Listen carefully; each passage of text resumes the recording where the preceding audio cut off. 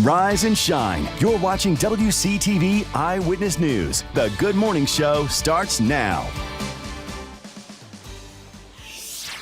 In our headlines on this Monday morning, the Tallahassee Police Department Special Victims Unit is seeking the information on location of Joseph Aiden Knox. There's his picture for you. Knox was last seen on Sunday in the area of the 1500 block of Appalachia Parkway.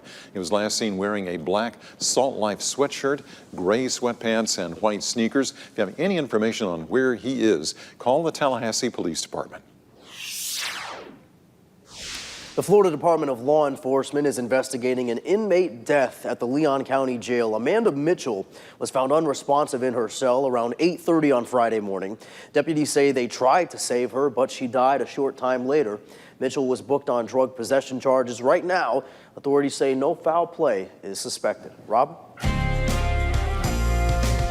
All right, we have our Veterans Day forecast, which looks like a pretty good one out there. Decent sunshine early, increasing clouds later. Temperatures warming up a whole bunch now. It's a little chilly for any early morning activities. We're seeing a lot of spots real close to 40 this morning, but I think we're going to be way up in the 60s by lunchtime. And daytime highs today could even give 80 a scare.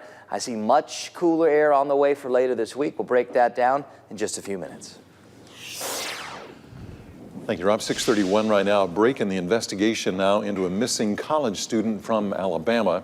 The suspect was arrested by authorities in Florida and now facing investigators in Alabama, where search teams are still looking for the missing teen. John Lawrence has more. Appearing in a Florida courtroom on Friday, Ibrahim Yazid, suspected of kidnapping 19-year-old Anaya Blanchard, paved the way for authorities to pursue charges in Alabama. He would like to waive extradition and go on back to Auburn to face the charge of kidnapping. Auburn police issued a warrant for Yazid's arrest on Thursday before midnight. Authorities nearly 200 miles away in Escambia County, Florida, received a tip. That allowed the Marshal Service to flood the area with employees and make the arrest. Officials said the arrest unfolded on the side of a road as Yazid was traveling into Florida. Mr. Yazid then took off running, jumped over a guardrail into a kind of a marshy area and ran up into a wooded area and hid behind some bushes. Authorities in Alabama allege Yazid kidnapped Blanchard in Auburn. Investigators said a witness reported seeing Yazid forcing her into her own car against her will on October 23rd. Her car was later found damaged and abandoned in Montgomery, nearly an hour away. Now, with the suspect in the custody of Alabama authorities, investigators are continuing the search for Blanchard. A reward fund of more than $100,000 has been set up to encourage anyone with information to come forward. I'm John Lawrence reporting. It is unclear at this time if Yazid is represented by an attorney and when he will make his first appearance in Alabama court. A gag order prevents anyone involved with the case from discussing it.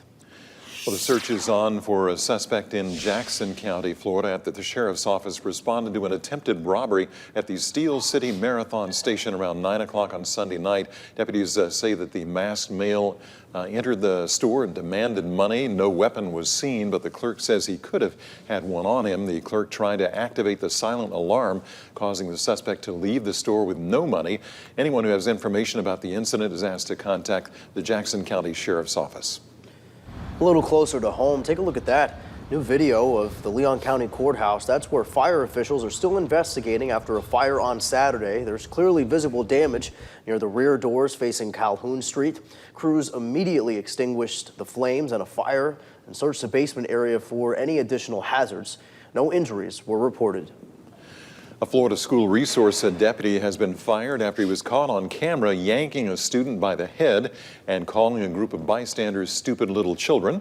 The Orange County Sheriff's Office announced Friday that the deputy used an inappropriate amount of force and the actions will not be tolerated. Witness video of the incident has been shared repeatedly on social media. The child in the video was not arrested and was released to a parent. In Taylor County, a 14-year-old is under arrest in Perry. Deputies say he brought a gun to school. A resource officer at Taylor County Middle School found the student after receiving reports that someone had a gun. That handgun was unloaded. Well, Tallahassee firefighters responded to a cooking fire on China Doll Drive on Sunday afternoon. The resident accidentally left their stove on and left the home. Well, crews extinguished the blaze. Nobody was inside. Damages, though, estimated about $75,000. No injuries were reported. The Red Cross was called out to assist the displaced family. In St. Mary's, Georgia, a woman is behind bars accused of attacking Breonna Wimbush and her own baby in a Walmart. Reports say Cherie Campbell used pepper spray and punched Wimbush in the face. The violent encounter stemmed from an earlier incident where Wimbush questioned Campbell's husband about following her around inside the Walmart. Wimbush and her son were checked by EMS. Campbell was arrested for battery and cruelty to children. Rob? All right, we start off our Monday, our Veterans Day, with some pretty chilly temperatures. Maybe not as cool as it was yesterday morning, maybe not as cool as it's going to be on Wednesday morning when that next push of much cooler gets here.